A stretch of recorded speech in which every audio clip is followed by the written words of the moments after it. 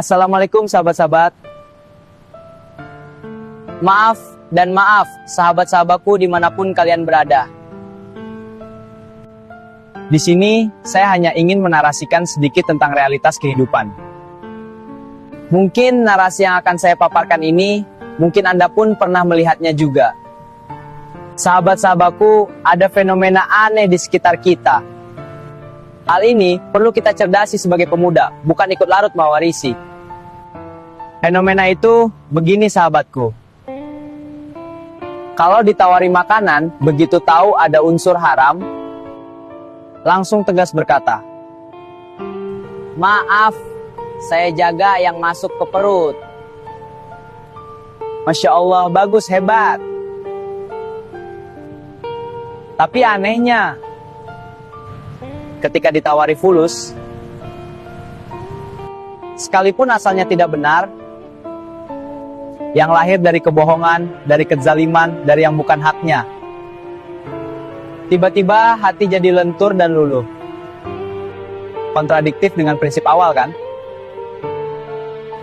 Karena ketika fulus yang disodorin, tidak lagi bertanya ini halal atau tidak. Padahal sahabat-sahabatku semua, yang masuk ke perut itu makanan. Tapi yang mengalir dalam darah bisa jadi dari uang haram juga.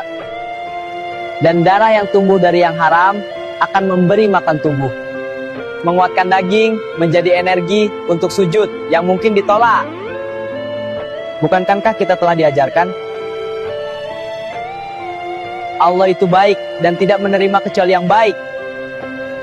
Dan setiap daging yang tumbuh dari yang haram, maka neraka menunggunya. Jadi kenapa kita begitu takut pada haram di piring, di gelas, dan mungkin juga di cangkir? Tapi santai pada yang bisa dimasukkan di dompet atau di rekening? Aneh dan lucu kan? Pemandangan seperti inilah yang sering kita saksikan.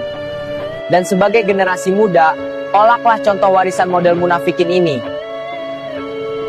Perut dijaga, tapi sumber kehidupan dibiarkan tercemar. Hari ini mari selalu belajar dan berusaha jujur pada diri sendiri.